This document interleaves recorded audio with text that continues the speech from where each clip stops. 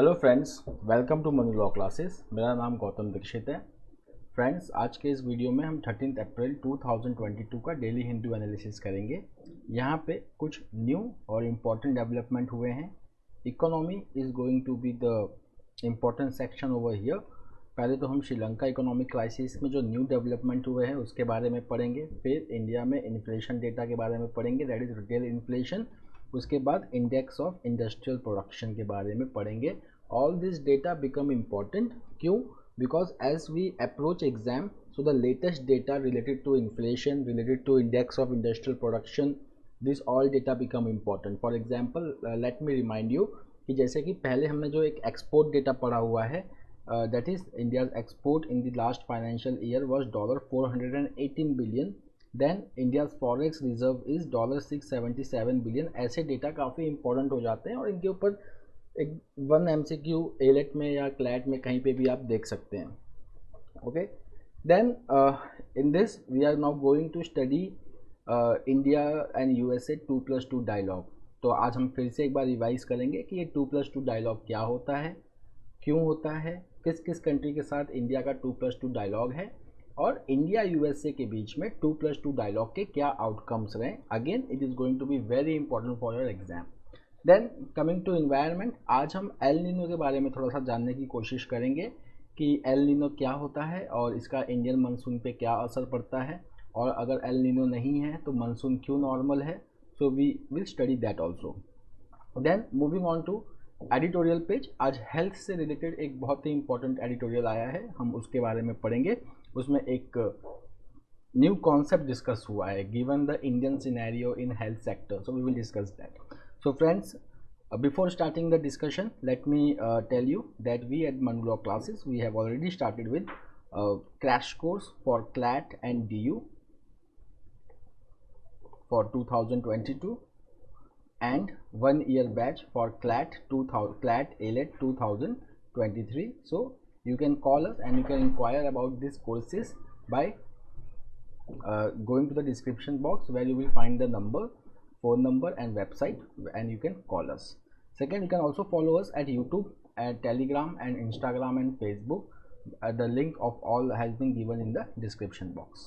So now friends, let's start with the news. The first important news जो आ रहा है ये वो श्रीलंका से आ रहा है। So Sri Lanka has announced $51 billion debt default to combat crisis. So friends, let me tell you कि श्रीलंका का ये जो अनाउंसमेंट है ये इम्पोर्टेंट क्यों है, ठीक है। Now see, Sri Lanka is already going through the economic crisis. This economic crisis is because of COVID-19 disruptions. उसके बाद टूरिज़्म वहाँ पे काफ़ी नीचे गया है। टूरिज़्म वहाँ पे एक इम्पॉर्टेंट सोर्स है उनके फॉरेन एक्सचेंज का। Tourism could not happen in last few years. उसके बाद जो टी एक्सपोर्ट है उसको डेंट लगा। Okay, so because of this, Sri Lanka is facing the balance of payment crisis. Now, Sri Lankan government it has announced $51 billion debt default. ये announcement इसके लिए किया गया है कि ताकि IMF से बेल आउट मिल सके या IMF से हेल्प मिल सके। ओके, तो यहाँ पे क्वांटम इज़ वेरी इंपॉर्टेंट कि कितने का डेट डिफॉल्ट डिक्लेयर किया है श्रीलंका गवर्नमेंट ने। So that is $51 billion. जैसे ये डेट डिफॉल्ट डिक्लेयर होगा, it means that Sri Lanka can not repay it's loans, okay, and then IMF help will come in. Fine. So Sri Lanka has announced preemptive default. मतलब preemptive मतलब समय से पहले उन्होंने एक precautionary measures के अंदर एक preemptive default उन्होंने अनाउंस कर दिया। उसका क्वांटम कितना है? $51 billion. Now this is the last resort of Sri Lanka to bail out from the financial crisis. Now here the government is already taking the emergency measures and it is also discussing with International Monetary Fund जहाँ से उनको help मिलने वाली है। For example अगर हम देखें, international Monetary fund पहले भी इंडिया को हेल्प कर चुका है ड्यूरिंग 1991। ओके, अब श्रीलंका की वैसी कंडीशन है। So now the next is that इसके पहले श्रीलंका ने काफ़ी स्टेप्स लिए हैं। तो एक स्टेप था that is called as depreciation. So depreciation, so it followed the devaluation of its currency. So now the Sri Lankan rupee stands at 320 against the US dollar. The second step is the central bank, उन्होंने वहाँ के central bank ने they have increase the rates. ये rates जो होता है इसको कहते हैं रेपो रेट, ये इंटरेस्ट रेट होता है, ठीक है। सेंट्रल बैंक्स का जो रेट होता है इसको हम कहते हैं repo rate, which is a type of interest rate जिसको बढ़ाने से या कम करने से इकोनॉमी में बहुत ज़्यादा चेंजेस आता है। उसके हिसाब से लिक्विडिटी का शॉर्टेज होगा या लिक्विडिटी बहुत ज़्यादा होगी मार्केट में, ये सब डिसाइड होता है इस इंटरेस्ट रेट से।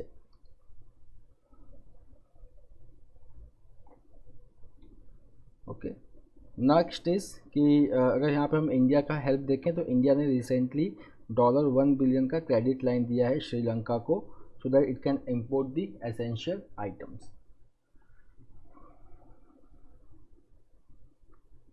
द नेक्स्ट इज यहाँ पे हम थोड़ा सा इंटरनेशनल मॉनेटरी फंड के बारे में डिस्कस कर लेते हैं, IMF। So International Monetary Fund, इसका जो हेडक्वार्टर है it is in Washington DC, और इंटरनेशनल मॉनेटरी फंड जो है it is part of United Nation specialized agencies and it is also called as Bretton Wood system. Bretton Wood agreement हुआ था एक World War 2 के बाद, which led to the establishment of IMF and World Bank. So IMF and World Bank together they are called as Bretton Wood system.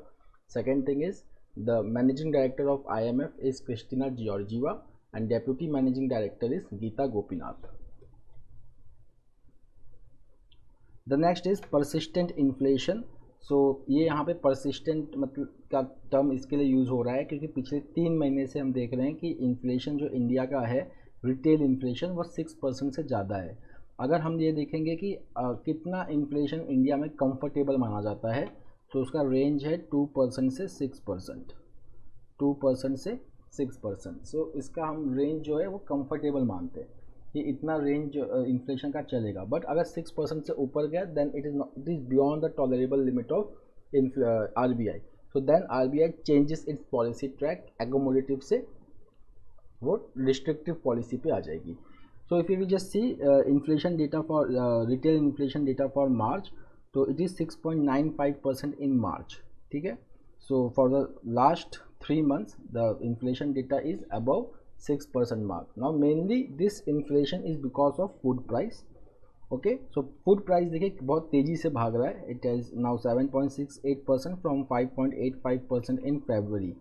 Now this along with increase in fuel prices, and now the second trend is कि जो producers हैं, manufacturers हैं, they are passing this higher commodity prices to customers. क्या क्या हो रहा है actually economy में कि global commodity price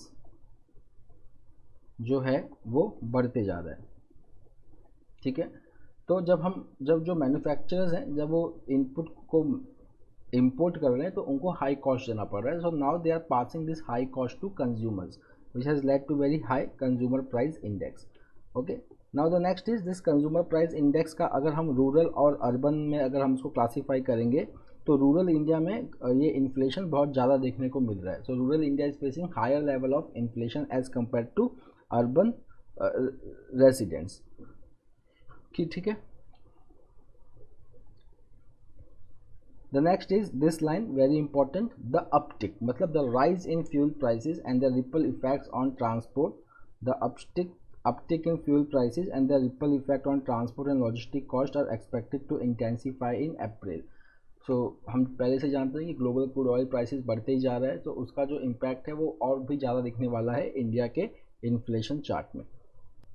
the next is this from defence से न्यूज़ है, सो बहुत ही इंपॉर्टेंट है। डॉर्नियर एयरक्राफ्ट जो है वो पहले भी इंडिया ने मॉरिशियस को दे रखा है अंडर सागर प्रोग्राम। सागर जैसा कि आप जानते हैं security and alliance, security and growth for all in the region. कौन सा रीजन? Indian ocean reason. अब यहाँ पे डॉर्नियर के बारे में आज हम थोड़ा ज़्यादा इन्फॉर्मेशन कलेक्ट करेंगे। So a Dornier 228 aircraft which is manufactured by Hindustan Aeronautics Limited. Where is Hindustan Aeronautics Limited located? It is located in Bangalore. So now Dornier 228 aircraft it has took off its maiden commercial flight, ठीक है ना। एक तो ये defence के लिए use होता है but it has taken a maiden commercial flight, ये बहुत ही इंपॉर्टेंट है, वन लाइनर में कभी कभी आ जाता है। So it has taken a maiden commercial flight from Dibrugarh in eastern Assam to Pasighat in central Arunachal Pradesh. The next important news is that who manufactures this Dornier 288। So Hindustan Aeronautics Limited is manufacturing Dornier 228 और ये जो technology आया है वो एक German company से आया है। Okay, so this is called as technology transfer. कि टेक्नोलॉजी हमने वहाँ से लिया, मैन्युफैक्चरिंग जो है वो हम अपने देश में कर रहे हैं। ठीक है, this aircraft is now being run by which company? Then Alliance Air. So Alliance Air is the first airline to embark upon the journey of operating the Made in India aircraft and contributing to Atmanirbhar Bharat initiative. The next is कि government का एक programme है ministry of civil aviation का, okay, उड़ान। So what is the full form of this UDAN? This scheme focuses on regional connectivity through airways, UDAN. So what is the full form of UDAN? Please write me in the comment box. Now friends, coming to this explainer, the process of electing India's president. तो यहाँ पे जो important चीज़ है कि पहले तो हमें ये देखना है कि जो टेन्यूर है हमारे करंट प्रेसिडेंट का, तो ये पॉलिटी का बहुत ही इंपॉर्टेंट सेक्शन होता है। ठीक है, इलेक्शन ऑफ प्रेसिडेंट, इसके ऊपर क्वेश्चंस भी काफ़ी बनते हैं, तो ये आर्टिकल आपके लिए काफ़ी इंपॉर्टेंट है। Please go through this article once, it will give you correct picture and many datas which are important for your exam. तो यहाँ पे ये आने वाले जुलाई में जो हमारे इंक्यूमेंट प्रेसिडेंट हैं रामनाथ कोविंद जी, उनका टर्म ख़त्म होने वाला है। सो कॉन्स्टिट्यूशन में प्रेसिडेंट का इलेक्शन जो है वो उनके टर्म ख़त्म होने से पहले ही उसको कंडक्ट किया जाएगा। सो यहाँ पे अगर हम देखेंगे तो the first thing is that who conducts the election of president, so it is election commission of India. So currently the chief election commissioner of India is Sushil Chandra. Now यहाँ पे क्या होता है कि प्रेसिडेंट के इलेक्शन में केवल मेंबर ऑफ पार्लियामेंट पार्ट नहीं लेते, बट एमएलएस भी पार्ट लेते हैं।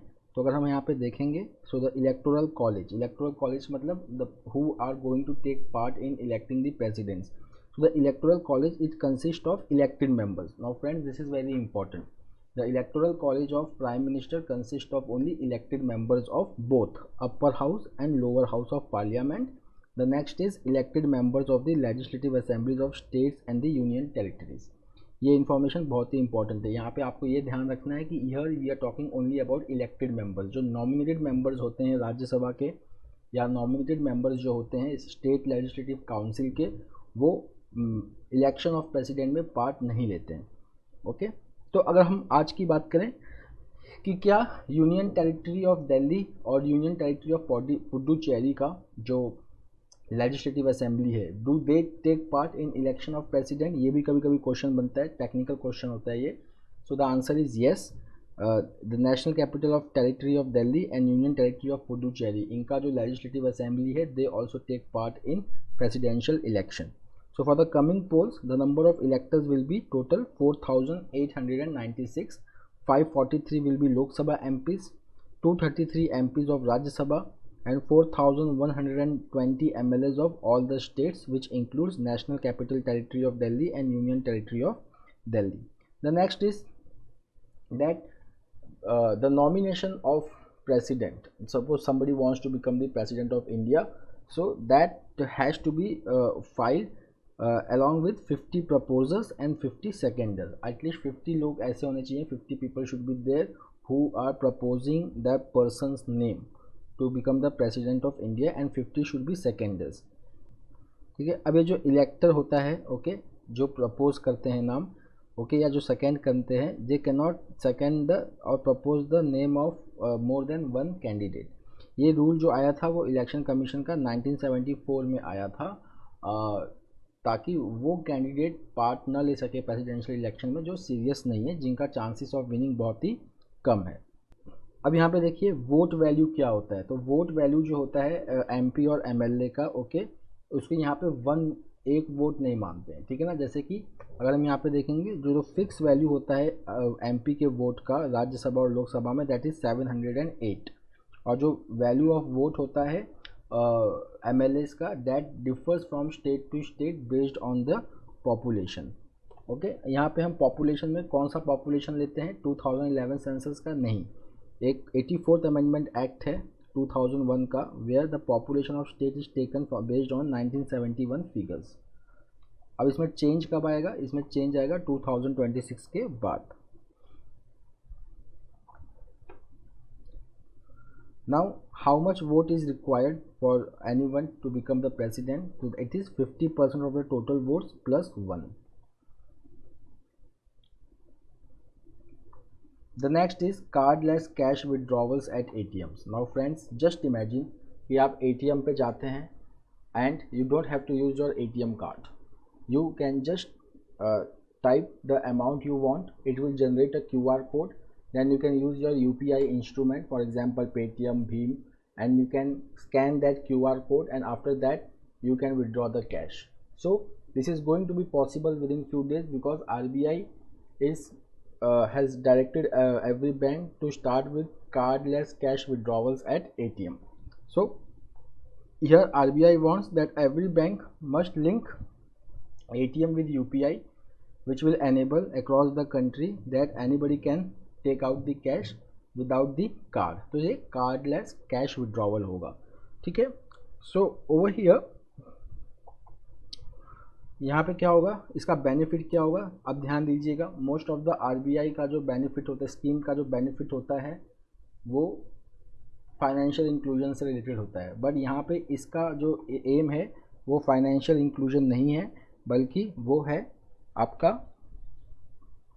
Financial security. So financial security is the main reason that why RBI has come up with this scheme, financial security. So अगर हम कार्ड यूज़ नहीं करते हैं तो chances of leaks of credit card और डेबिट कार्ड डेटा, और जिसको हम कहते हैं कार्ड स्कीमिंग, जहाँ पे जो हमारा डेटा होता है वो फ्रॉडस्टर्स लोग उसको ले लेते हैं और उसका मतलब गलत इस्तेमाल करते हैं. All this will be reduced significantly in the country. The next is India US hold broad 2+2 discussion. Now friend, ये जो न्यूज़ है ये काफ़ी इंपॉर्टेंट न्यूज़ है. It is going to be very important. तो यहाँ पे अगर हम देखेंगे India US hold broad 2+2 discussion. So if you will just see over here that India and US ने किन किन मुद्दों पे डिस्कशन किया है. So it is supply chain, climate action, regional issues including Russia Ukraine crisis. Defence side में ये बहुत ही इंपॉर्टेंट अनाउंसमेंट हुआ है that India is going to join the combined maritime force as an associate partner. Again I am repeating that India is going to join combined maritime force as an associate partner. Now this combined maritime force is a Bahrain based initiative. It is a multilateral partnership for creating a maritime force. Now about this CMF, ये बहुत ही important है. So CMF में अगर हम देखेंगे, so the maritime force it will strengthen the capability in the western region. ये western region मतलब ये बात हो रही है Indian Ocean region की.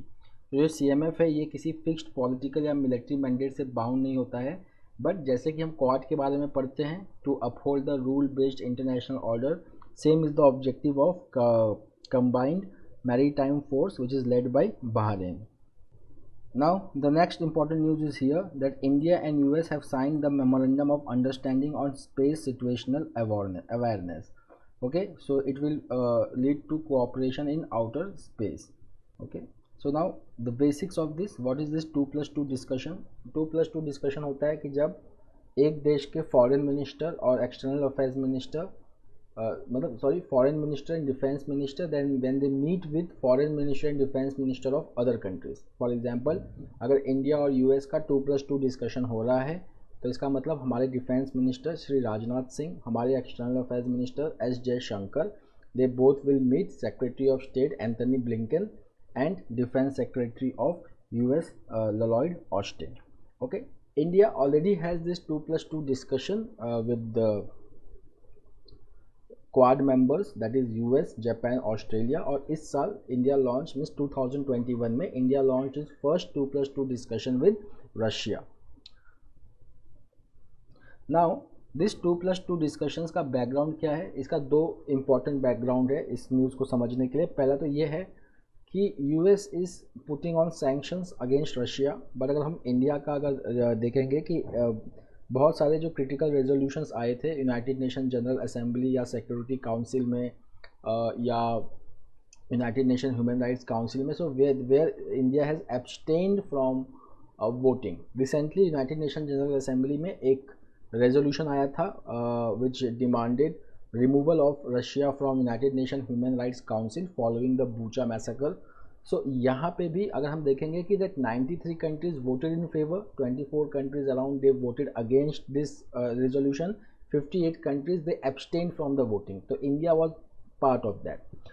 The second the important thing is about India's oil import from Russia. So European Union and the USA, they have already announced sanctions against Russia. The energy sanctions against energy supply, US ने तो पूरा बंद कर दिया है. EU ने उसको reduce किया है by 2/3 and by 2030 they are planning to eliminate their dependence on Russia. So about 7 lakh barrel जो है रशिया का नुकसान हो रहा था. So India which is a major importer of crude oil, about 85% of the India's crude oil need is imported. So India started buying crude oil from Russia.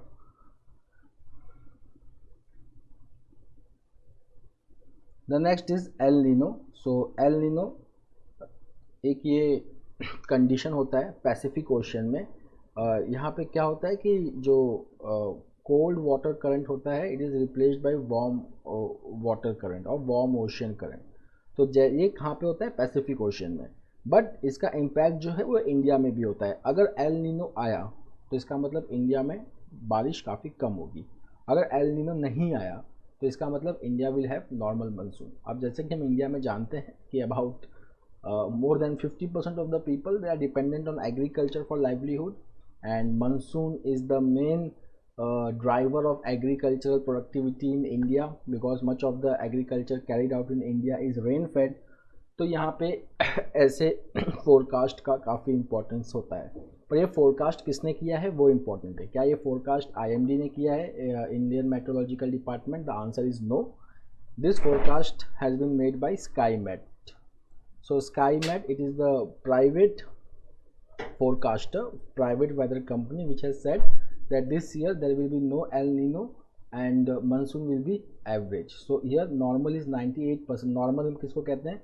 Normal is 98% of the historical average of 88 centimeter of rainfall for 4 months from June to September.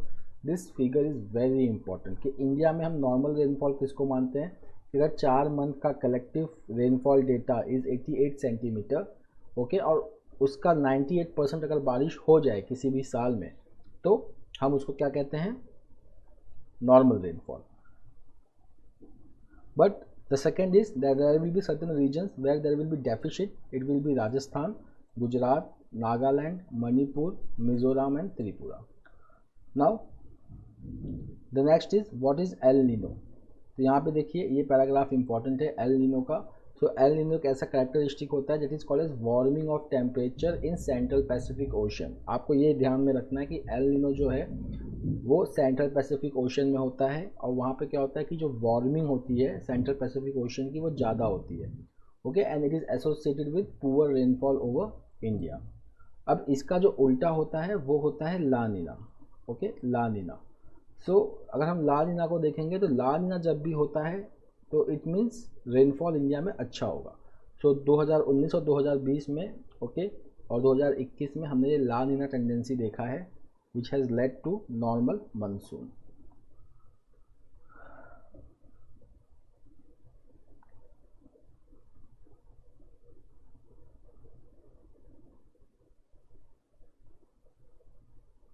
The next is Russian forces close in on Mariupol. तो southern Ukraine में एक port city है Mariupol जहाँ पे Russia का बहुत ही intense fighting चला है. And now Ukraine is finding it problematic to hold on. So now Russian forces, they are closing in on Mariupol. You can say that the city is under siege and can be captured by Russia anytime. अब हम आते हैं economic page पे. तो economic page पे news ही news है. So first important news is February industrial output growth inches up to 1.7%. तो यहाँ पे अगर हम देखेंगे कि जो इंडिया का जो इंडस्ट्रियल रिकवरी है we measure it by index of industrial production IIP which is release by national statistical office. तो यहाँ पे हम देखेंगे कि जो आया है डेटा हमारे पास फरवरी का, वहाँ पे जो इंक्रीज़ है that is very marginal, that is only 1.7%, only 1.7%. अगर हम इसको कंपेयर करें फरवरी 2021 के साथ so the contraction was 3, there was contraction, recovery नहीं थी, ग्रोथ नहीं था, कॉन्ट्रैक्शन था, नेगेटिव में था। दैट वो कॉन्ट्रैक्शन कितना था, 3.2% का। उसके बाद अगर हम मैन्युफैक्चरिंग एक्टिविटी में अगर हम देखें तो जो मैन्युफैक्चरिंग सेक्टर में जो ग्रोथ है, it has slowed further to 1.3%, it has slowed further to 1.3% in January, okay, and in फरवरी तो फिगर उससे भी कम आया, डेट इज़ 0.8%। उसके बाद अगर हम माइनिंग की बात करें तो माइनिंग में इनपुट आउटपुट राइज किया है, that is 4.5% in February 2022। Last year there was contraction of 4.4% in mining. Now industrial output index of industrial production में कोर सेक्टर जो 8 कोर सेक्टर हैं इंडियन इकोनॉमी के, उनका 41% के आसपास वेटेज होता है। नॉर्मली कोर सेक्टर और industrial index of industrial production के बीच में 2 हफ्ते का गैप होता है। पहले कोर सेक्टर ग्रोथ का डेटा आएगा, उसके 2 हफ्ते के बाद इंडेक्स ऑफ इंडस्ट्रियल प्रोडक्शन का डेटा आएगा। कोर सेक्टर का जो डेटा होता है, it is given by an economic adviser of ministry of economic adviser of DPIIT, that is department of promotion for investment in and technology and trade, okay. The next is WTO, world trade organisation, it slashes global trade growth outlook amid war. तो अगर हम यहाँ पे देखेंगे कि for 2022 the growth forecast by world trade organisation was 4.7%, but now it is only 3% mainly because of the Russia Ukraine crisis and currently the Chinese lockdown of due to COVID-19 which is going on.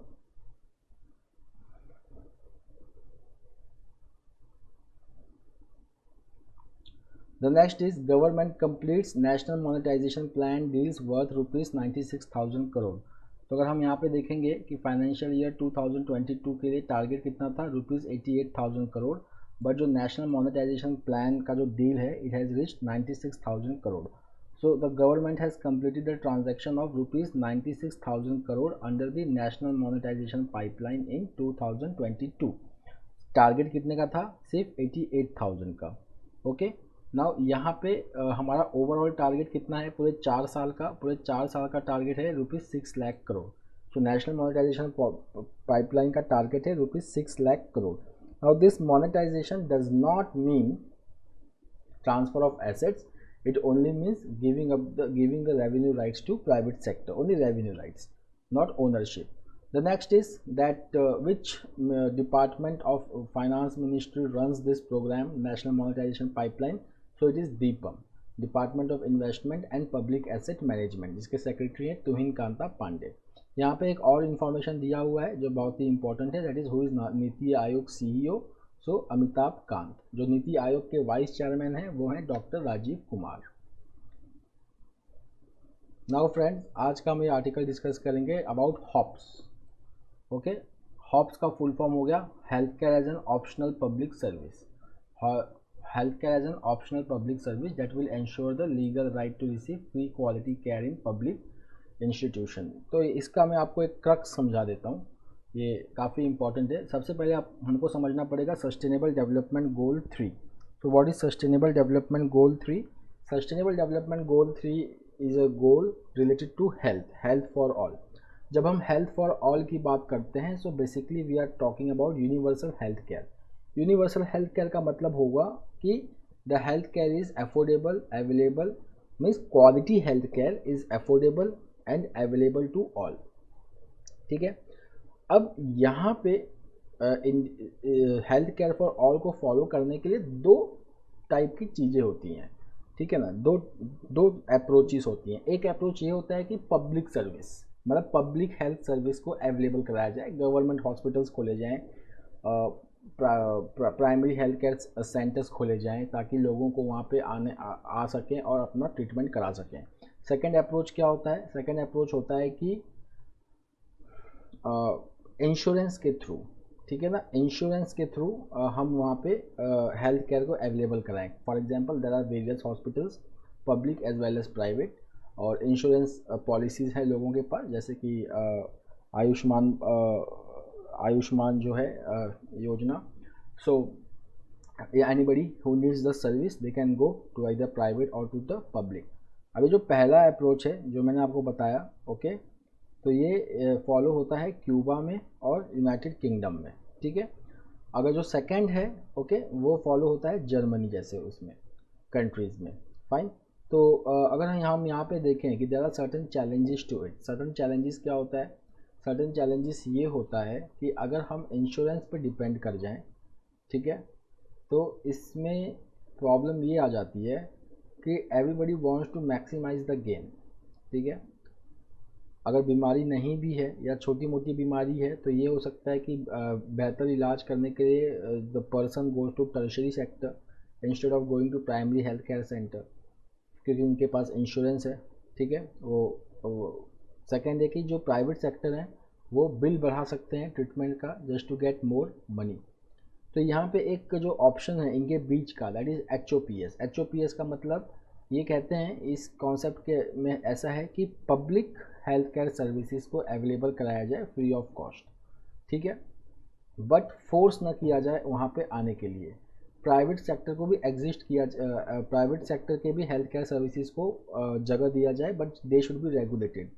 उसके बाद लोगों के पास insurance का वो होना चाहिए, availability होना चाहिए। उसके बाद लोग जहाँ पे भी जाना चाहें, ओके, अगर वो पब्लिक हेल्थ केयर सेंटर में जाना चाहते हैं तो वो वहाँ पे भी जा सकते हैं, which will assure quality health care services at affordable prices. And if they want to go to private sector they can go over there also, but it should be regulated. So friends, that's all for today. We will meet tomorrow again with the daily Hindu analysis. Please subscribe to YouTube channel and Telegram channel of Manu Law Classes Private Limited. Till then, have a nice day. Take care. Thank you.